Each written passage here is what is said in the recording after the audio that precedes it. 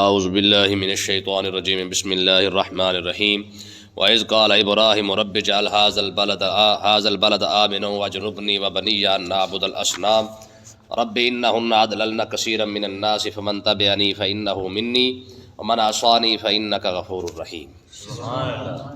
کل ہم نے پڑھا تھا کہ اللہ تبارک و تعالیٰ نے 10 نعمتوں کو ارشاد فرمایا، بیان فرمایا، اور ساتھ یہ گلہ بھی کیا، فرمایا ان الانسان لظلوم کفار، کہ انسان ظالم بھی ہے ناشکرہ بھی ہے، ظالم بھی ہے اور ناشکرہ بھی ہے۔ اب یہاں پہ سمجھانے کے لیے اللہ تبارک و تعالیٰ نے بڑی بات اور بڑا ایک واقعہ ارشاد فرمایا ہے، حضرت سیدنا ابراہیم علیہ السلام کا اور حضرت سیدہ ہاجرہ اور سیدہ اسماعیل علیہ السلام کا، ٹھیک ہے۔ تو آخری الفاظ کیا تھے کہ یہ ناشکرہ ہے۔ اب اس ناشکرے کو سمجھانے کے لیے رب نے کیسا واقعہ بیان فرمایا ہے، وَإِذْ قَالَ إِبْرَاهِيمُ، میں ذرا ابراہیم علیہ السلام کو یاد کر کے دیکھو، تمہارے پاس تو اتنی میں نے نعمتیں عطا فرمائی ہے نا، اس کے باوجود بھی تمہیں رب یاد نہیں آتا ہے۔ میں ذرا میرے ابراہیم کو بھی یاد کر کے دیکھو، کیا ہے؟ فرمایا اذ قال ابراہیم، جب میرے ابراہیم نے یہ دعا مانگی تھی، کیا رب اجعل ھذا البلد آمنا، اے میرے مالک اس شہر کو امن والا بنا دے، اس شہر کو امن والا بنا دے۔ کون سا شہر؟ مکہ شریف۔ یہ تب دعا مانگ رہے ہیں وہاں پہ جب نہ بندہ نہ بندے کی ذات ہے، شہر کہاں سے آ گیا؟ ذرا غور کر کے دیکھیں۔ تو اس کا مطلب یہ ہے کہ خلیل اللہ کی نگاہ دیکھ رہی تھی کہ ان قریب ایسا وقت آئے گا جب اللہ تعالیٰ اسے ایک بہت بڑا شہر بنا دے گا، ٹھیک ہے جی۔ ذرا مسئلہ کو ذرا غور کر کے دیکھیں۔ ابراہیم علیہ السلام سیدہ ہاجرہ کو لے کر اور اسماعیل علیہ السلام کو لے کر وہاں پہ پہنچتے ہیں، ٹھیک ہے جی۔ اب پہنچ گئے ہیں اور پہنچنے کے بعد دعا کیا مانگ رہے ہیں؟ جب وہاں پہ ہے کوئی نہیں، کوئی انسان تو چھوڑے، وہاں تو پرندہ بھی کوئی پر نہیں مارتا ہے، ٹھیک ہے، لیکن کیا کہہ رہے ہیں؟ یہ تب کی بات ہے جب وہاں پہ کعبہ شریف بنا دیا گیا ہے۔ بنانے کے بعد باپ اور بیٹا دعا مانگ رہے ہیں کہ میرے مالک اس شہر کو کیا کر، امن والا بنا۔ اور آگے دعا کیا مانگی؟ کہا واجنبنی وبنی ان نعبد الاصنام، پروردگار مجھے بھی اور میری اولاد کو بھی بتوں کی عبادت سے بچا لے۔ یار خلیل اللہ ہے، معصوم ہے، لیکن دعا عاجزی دیکھیں کتنی بڑی عاجزی ہے کہ رب کے گھر میں اللہ کا خلیل کھڑا ہو کے کہہ رہا ہے کہ میرے مالک مجھے بھی، حالانکہ آپ تو اللہ کے نبی ہیں، معصوم عن الخطا ہے، لیکن تعلیم امت کے لیے قیامت تک کے لیے فرمایا میں اللہ کا خلیل ہو کے جب یہ دعا مانگ رہا ہوں تو باقی تو پیچھے بچ ہی کوئی نہیں جاتا ہے۔ اور وبنیہ، صرف مالک مجھے نہیں میری اولاد کو بھی بچا۔ اب اس سے ایک مسئلہ یہ سمجھایا جا رہا ہے کہ ہمیشہ اولاد کی فکر کرنے والے کو یہ بھی یہ سمجھ آنی چاہیے کہ پروردگار میری اولاد کو اپنی نافرمانی سے بھی بچا کے رکھ، کیونکہ بتوں سے بڑی تو نافرمانی کوئی نہیں ہو سکتی نا اللہ کی۔ تو اب یہاں پہ بحیثیت نبی نہیں، بحیثیت باپ دیکھے کہ اپنی اولاد کی فکر کون سی ہے۔ ہمیں اپنی اولاد کی فکر کیا ہے؟ روزی روٹی کی، کہ ہم مر گئے تو کیسے کھائیں گے، ہم مر گئے تو کیسے رہیں گے، ہم مر گئے تو کیا ہوگا۔ لیکن نبی کو یا اللہ والے کو جب بھی اپنی اولاد کی فکر ہوتی ہے وہ روٹی کی نہیں ہوتی ہے، بلکہ یہ فکر ہوتی ہے کہ یار کہیں میرا بیٹا یا میری اولاد رب کی نافرمان تو نہیں ہو گئی ہے۔ میں نے پہلے بھی آپ کو بتایا تھا کہ یعقوب علیہ السلام نے کتنے سال انتظار کیا یوسف علیہ السلام کا؟ 40 سال تک انتظار کرتے رہے، ٹھیک ہے۔ جب 40 سال کے بعد خبر آتی ہے کہ بابا یوسف زندہ ہے، تب خوش نہیں ہوئے، فوراً ہی پہلا سوال یہ کیا فرمایا؟ اچھا زندہ تو ہے، یہ بتاؤ کہ کس مذہب پر ہے، کس دین پر ہے؟ کہا بابا وہ واقع اسلام پر ہے۔ اچھا فرمایا تب جا کے دل کو سکون ملا کہ شکر ہے میرے مالک تو نے مجھے اتنی بڑی نعمت اور خوشخبری عطا فرمائی ہے۔ 40 سال کے بعد اولاد کی خوشخبری مل رہی ہے۔ اولاد کی خوش ملنے پر خوش نہیں ہو رہے، بلکہ اولاد کی اس بات پر خوش ہو رہے ہیں کہ یار میرا بیٹا آج بھی دین اسلام پر قائم کھڑا ہوا ہے، ٹھیک ہے نا۔ دیکھیں نا یہ ترجیحات ہے ہماری ترجیحات میں، اور اللہ کے بندوں کے نبیوں اور ولیوں کی اور یہ جو نیک لوگ ہیں ان کی ترجیحات میں یہ فرق ہوتا ہے کہ ہم اپنی اولاد کی روٹی کی فکر میں ہے اور وہ اپنی اولاد کی قبر کی فکر کے اندر ہے کہ یار ہماری اولاد کا کیا بنے گا، ٹھیک ہے جی۔ یعقوب علیہ السلام دنیا سے جاتے ہوئے جو آپ نے وصیت کی تھی، کہا میرے پتر میں تو دنیا سے جا رہا ہوں، مجھے یہ بتاؤ کس کی عبادت کرو گے؟ انہوں نے کہا نعبد الہک و الہ آبائک ابراہیم و اسماعیل و اسحاق، ٹھیک ہے۔ انہوں نے کہا بابا ہم کس کی عبادت کریں گے؟ ہم تو اسی کی عبادت کریں گے جو آپ کا خدا ہے، آپ کے والد کا خدا ہے، آپ کے چاچے کا خدا ہے، آپ کے دادے کا خدا ہے، ٹھیک ہے نا۔ نبی تو جاتے جاتے بھی دنیا سے اپنے اولاد کو یہ وصیت کر کے جا رہا ہے کہ یار میرے بعد بھٹک نہ جانا۔ آج ہمیں ہر ایک شے کا پتہ ہے کہ ہماری اولاد کیا کر رہی ہے، آج ہمیں یہ نہیں پتہ کہ ہماری اولاد کے ایمان کی حالت کیا ہے. روٹی کی فکر ہے, کپڑے کی فکر ہے, گھر کی فکر ہے, اور ساری بات چھوڑو یار, نوکری کی فکر ہے کہ میرے پتر کی نوکری لگے گی کہ نہیں لگے گی. آج بھی ہم 10 لاکھ 20 لاکھ نہ ہونے کے باوجود بھی جیب میں لیے پھرتے ہیں کہ اچھی نوکری ہمارے بیٹے کو لگ جائے, مل جائے ہمارے بیٹے کو. ٹھیک ہے جی, ہماری بیٹی کسی ایسی جگہ پہ جو ہے وہ نہ اس کی اچھی نوکری لگ جائے. کبھی یہ بھی سوچ کے دیکھا ہے کہ یار ہماری جتنی فکر ہم نے اپنی اولاد کی نوکریوں کی ہوئی ہے, کاش اس سے آدھی فکر بھی ہم اپنی اولاد کی قبر کی ہوتی نا. یہ تو سوچا ہوتا نا کہ یار جس طرح ہم نے قبر میں جانا, ہماری اولاد نے بھی تو ساتھ ہی جانا نا. اپنی اولاد کی دنیا کی فکر کی, اپنی اولاد کی قبر کی تو فکر ہی کوئی نہیں کی ہے, جہاں پہ بنے گئی کچھ نہیں. تو نبی یہ فکر والا ہے کہ پروردگار مجھے بھی اپنی نافرمانی سے بچا, میری اولاد کو بھی بچا کے رکھ. ایسا نہ ہو کہ مطلب ہے کہ میں تو تیری فرما برداری کر رہا ہوں, معصوم عن الخطا ہوں, میری اولاد تیری نافرمان ہوگی تو میری اولاد کا کیا بنے گا. ٹھیک ہے, تو اللہ تبارک و تعالیٰ نے پھر آگے کیا فرمایا, فرمایا کہ اب ابراہیم علیہ السلام کی بات یہاں ختم نہیں ہوئی ہے, اب اور دعا مانگتے جا رہے ہیں. کیا اب فکر دیکھے, پریشانی دیکھے یوسف اپنا ابراہیم علیہ السلام کی. پروردگار رب انہن اضللن کثیرا من الناس, میں اس لیے دعا مانگ رہا ہوں کہ میری اولاد کو ان سے بچا کے رکھ, کیونکہ انہن اضللن کثیرا من الناس. ہر بندے نے نبی تھوڑی بننا ہے, ہر بندہ تو نبی نہیں بن سکے گا نا. تو ہو سکتا ہے جس طرح بہت سارے لوگوں نے بتوں کی وجہ سے بہت سارے لوگ گمراہ ہو گئے ہیں, ایسا نہ ہو کہ میری اولاد میں سے کوئی جو ہے وہ ان کے ساتھ مل کر بتوں کے پیچھے لگ کے جو ہے وہ اپنی آخرت خراب کر بیٹھے, کیونکہ ڈھیر سارے لوگ بتوں کی وجہ سے گمراہ ہو گئے ہیں. کہیں میری اولاد بھی ان میں شامل نہ ہو جائے. نبی کی پریشانی یہ ہے, نبی کی پریشانی ذریعہ معاش نہیں, نبی کی پریشانی یہ ہے کہ پروردگار بتوں کی وجہ سے ڈھیر سارے لوگ گمراہ ہو گئے ہیں, میری اولاد نہ گمراہ ہو جائے, انہیں کرم فرمانا, بچا کے رکھنا. اور اگلی بات پھر ساتھ سختی کی بات بھی کر دی, فرمایا فمن تابعنی فانہ منی. اب یہ اولاد کے لیے ایک بڑا سخت جملہ آپ نے ارشاد فرمایا, فرمایا کہ یہ بات میری اولاد بھی یاد رکھے, میرے ماننے والے امت بھی یاد رکھے. کیا, فمن تابعنی فانہ منی, جو میری فرما برداری کرے گا وہ اس کا تعلق میرے ساتھ ہے. ومن عصانی, اور جس نے میری نافرمانی کی اس کا میرے ساتھ کوئی تعلق.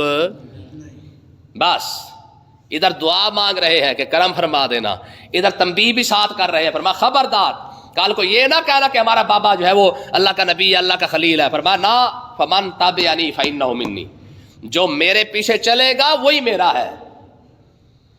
جو کیا ہے, میرے پیچھے چلے گا صرف وہی میرا. بس من عصانی, جس نے میری نافرمانی کی ہے, میں قیامت والا دن یہ نہ آ کے کہنا کہ آپ تو اللہ کے خلیل ہیں, آپ تو آپ کی نسل سے پیدا ہوئے, آپ کی اولاد سے پیدا ہوئے, ہمارے لیے کرم فرما دے. نا نا نا نا. تو دعا کیا مانگی, کہا میرے مالک جو میری نافرمانی کرے فإنک غفور الرحیم, تو بخشنے والا رحم کرنے والا ہے, میرا اس کے ساتھ کوئی تعلق نہیں ہے. جب نبی نے منہ موڑ لیا تو رب کیسے بخش دے گا؟ بات سمجھے کہ نہیں آئی؟ جب نبی منہ موڑ لے تو پھر کیسے بخشے جاؤ گے بھائی؟ قیامت والے دن. یہ تو حدیث پاک کتاب الزکات کے اندر, بخاری پاک کے اندر حدیث پاک موجود ہے. آقا علیہ السلام نے ارشاد فرمایا میرا کوئی بھی امتی زکات دیے بغیر قیامت کے دن میرے پاس شفاعت لینے نہ آئے. یہ سرکار کا واضح فرمان ہے. میں جس پر زکات فرض ہو میرے امتی پر, زکات دیے بغیر قیامت کے دن میرے پاس سفارش کی امید رکھ کے نہ آئے. میں اگر کوئی آ بھی گیا, حضور نے فرمایا میں اسے کہہ دوں گا کہ میں جب میں کہہ کے آیا تھا کہ زکات ادا کرنا, تب زکات کیوں نہیں ادا کی تھی؟ سمجھ آیا مسئلہ کہ نہیں آیا؟ تو اس سے مسئلہ تو یہ ثابت ہو گیا کہ یار چاہے ہم جتنی مرضی قربانیاں دے لیں, جتنی مرضی میلاد پڑھوا لیں, جتنی مرضی صدقہ خیرات کر لیں, اگر ہم اللہ کے فرائض ادا نہیں کر رہے ہیں تو پھر نبی سے یہ توقع بھی نہ رکھے کہ نبی ہمارے اوپر کرم فرمائے گا.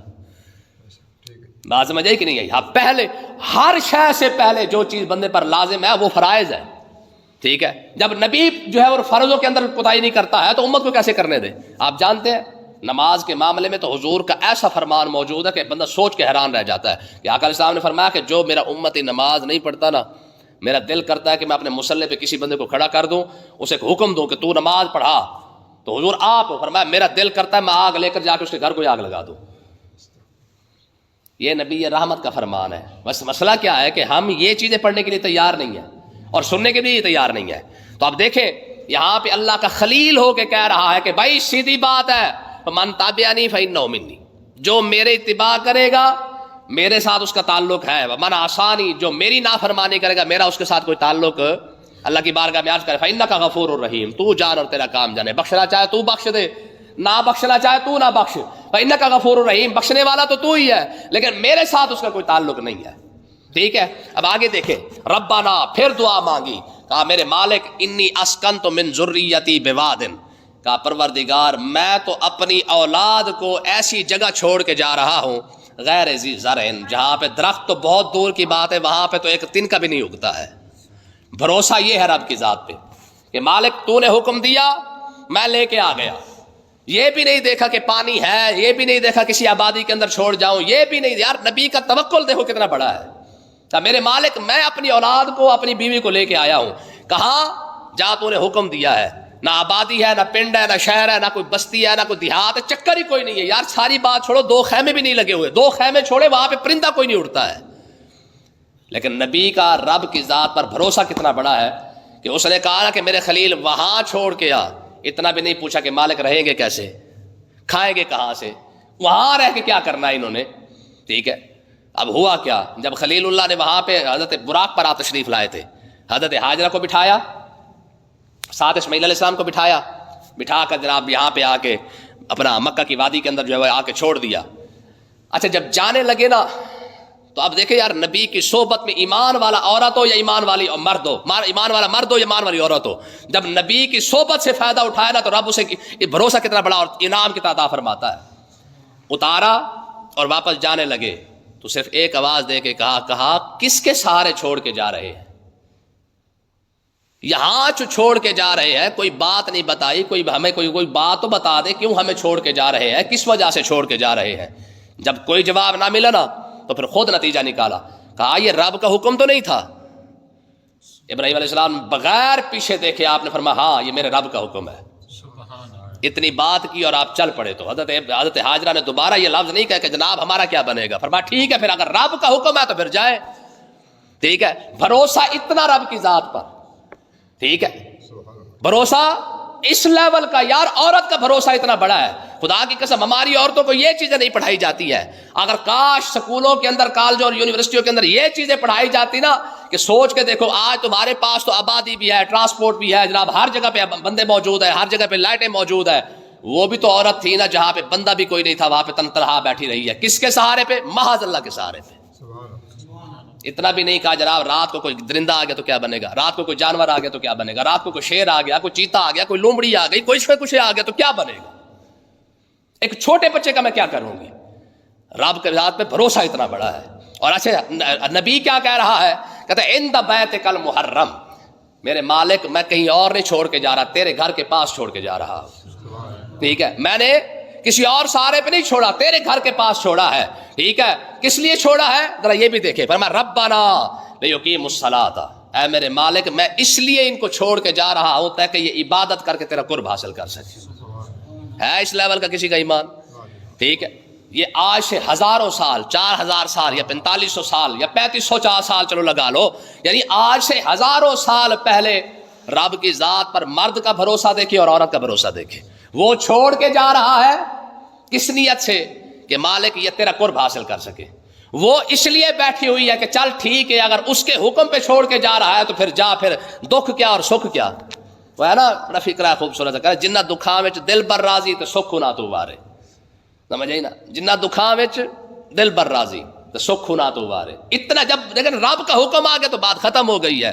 تو عرض کی پروردگار میں تو اس لیے چھوڑ کے جا رہا ہوں تاکہ یہ تیرا قرب حاصل کر سکے. یار اس سے ایک مسئلہ یہ بھی ثابت ہو گیا کہ نبی تو اپنے گھر والوں کو اس لیے رب کے گھر کے قریب چھوڑ کے جا رہا ہے تاکہ یہ رب کے گھر کے قریب ہوں گے تو آتے جاتے رہیں گے اللہ کے گھر کے اندر، تو اللہ تعالیٰ انہیں اپنا قرب عطا فرما دے گا. آج مسجد کا ہمسایہ سالوں گزر جاتے ہیں مسجد کے اندر نہیں آتا ہے، نہیں 40 سال 50 سال لوگ مسجدوں کے ہمسائے ہیں لیکن مسجد کے اندر آنا گوارا نہیں کرتے ہیں. زندگی گزر جاتی ہے، مر کھپ جاتے ہیں لیکن مسجد کے اندر نہیں آتے، حالانکہ مسجد کے ہمسائے ہوتے ہیں. ٹھیک ہے. یہاں نبی شام سے لے کے آیا ہے بس اللہ کے گھر کے قریب بٹھانے کے لیے. ٹھیک ہے. تو بہرحال اگلی بات دیکھیں، وہاں سے تو چلے آئے، تھوڑا سا دور آ کے دعا کیا مانگی، کہا میرے مالک فاجعل افئدۃ من الناس تہوی الیہم، کرم فرما لوگوں کے دل بھی ان کی طرف پھیر دے. تیرا حکم تھا پورا ہو گیا، میں نے ان کو کوئی لچک نہیں دی ہے، کوئی نرمی نہیں دکھائی، بس چھوڑ آیا تو چھوڑ آیا، بات ختم ہو گئی ہے. ہاں اب یہ ہے جو امتحان ہمارا تھا وہ ہم نے پورا کر دیا ہے، لیکن ایک کرم فرمانا فجعل افئدۃ من الناس تہوی الیہم، لوگوں کے دل ان کی طرف موڑ دے، آتے رہے یہاں بیٹھتے رہے، کھاتے پیتے رہے، جو مرضی کرتے رہے، لوگ یہاں پہ آ کے رہنا شروع کریں گے، ان کا بھی دل لگ جائے گا، یہ تیرے رب گھر کے اور قریب ہو جائیں گے، تیرے گھر کی اور خدمت کرنا شروع کر دیں گے۔ پھر دیکھیں یار ابراہیم علیہ السلام کی دعا کا اثر دیکھیں، تب سے لے کر آج تک دنیا کے اندر بڑے بڑے شہر آباد ہوئے ویران ہوئے، آباد ہوئے ویران ہوئے، جب سے حضرت ہاجرہ سلام اللہ علیہ اور حضرت اسماعیل علیہ السلام وہاں سے بیٹھے ہیں، تب سے لے کر آج تک مکہ ایک مرتبہ بھی ویران نہیں ہوا، بلکہ تب سے آج تک اس کی آبادی بڑھتی جا رہی ہے، شہر اور بڑے سے بڑا ہوتا جا رہا ہے، لیکن 4000 سالوں کے اندر یہ پہلا شہر ہے جب سے آباد ہوا ہے، پھر آباد ہی ہوا ہے، رب نے اسے ویران نہیں ہونے دیا ہے۔ ٹھیک ہے، فرمایا پھر آگے دیکھ، فرمایا پروردگار ایک تو لوگوں کے دل ان کی طرف موڑ دے، اور دوسرا کیا کر، آج تک لوگوں کے دل نہیں مڑے ہوئے، جو 10 بار گیا ہے وہ 11ویں کے چکر میں ہے، جو نہیں گیا وہ پہلے کے چکر میں ہے کہ مالک ایک بار کچھ نہ صحیح اپنا گھر ہی دکھا دے۔ ٹھیک ہے، دنیا آج تک تڑپ رہی ہے کہ مالک ایک بار پھر صحیح پھر صحیح پھر صحیح۔ ٹھیک ہے جی، دل جو ہے وہ وہاں پہ کھڑا ہوا ہے۔ تو آگے کیا فرمایا، فرمایا ایک تو یہ دعا مانگی کہ دل ان کی طرف موڑ، اور دوسرا وارزقہم من الثمرات، ان کو پھلوں سے رزق عطا فرما۔ ہاں، ان کے شہر کے اندر، ان کے گھر کے اندر، ان کے جناب جلا پورے علاقے کے اندر، پورے مکے کے اندر انگور ختم نہیں ہونے چاہیے، انار ختم نہیں ہونے چاہیے، امرود ختم نہیں ہونے، سیب ختم نہیں ہونے چاہیے۔ ٹھیک ہے، اور دیکھ لے تب سے لے کر آج تک سوال ہی پیدا نہیں ہوتا کہ اس شہر کے اندر پھل ختم ہو جائے۔ دنیا کے اندر موسم ہے یا نہیں، اس وہاں پہ مل جائے گا، اس شہر کے اندر کبھی پھل ختم ہونے پہ نہیں آئے گا۔ یہ وہ الفاظ تھے جو خلیل اللہ نے نکالے، میرے مالک وارزقکم من الثمرات، انہیں پھل عطا فرما۔ اتنی بڑی قربانی دے رہے ہیں، آ کے تیرے سہارے پہ بیٹھی ہوئی ہے، تیرے سہارے پہ چھوٹا سا بچہ چھوڑ کے جا رہا ہوں، تو مالک پھر انعام بھی تو بنتا ہے نا، کیا وارزقکم من الثمرات، روٹی نہ دے پھل عطا فرما۔ اور رب نے پھر وہ وعدہ بھی کیسے پورا کیا ہے، تب سے لے کر آج تک، حالانکہ اسماعیل بھی چلے گئے دنیا سے، ہاجرہ بھی جناب ہاجرہ بھی دنیا سے چلی گئی ہے، لیکن تب سے لے کر آج تک وہاں پہ پھل ختم ہونے نہیں دیا ہے۔ حالانکہ یہ دعا تو ان کے لیے مانگی تھی نا، لیکن اس کے باوجود فرمایا جب تک یہ لوگ یہاں پہ آباد رہیں گے ان کا پھل نہیں ختم ہونا چاہیے، چاہے وہاں پہ 2 کروڑ کی آبادی ہو جائے یا 10 کروڑ کی آبادی ہو جائے، پھل وہاں پہ ختم ہونے پہ نہیں آئے گا۔ اور کیوں؟ لعلہم یشکرون، تاکہ یہ پھل کھاتے رہیں، تیرا شکر ادا کرتے رہیں۔ ٹھیک ہے جی، آج ان کو پتا ہونا چاہیے کہ دنیا کے اندر بڑے سے بڑے ملکوں، امریکہ کے اندر، برطانیہ کے اندر، فرانس کے اندر، یورپ کے اندر، برے صغیر کے اندر، ہر جگہ پہ پھل ختم ہو جائے گا، ہمارے شہر میں پھل ختم نہیں ہوگا۔ تیرے رزق آتے رہے گا، کھاتے رہیں گے، تیرا شکر ادا کرتے رہیں گے۔ اللہ پاک سمجھنے کی توفیق عطا فرمائے۔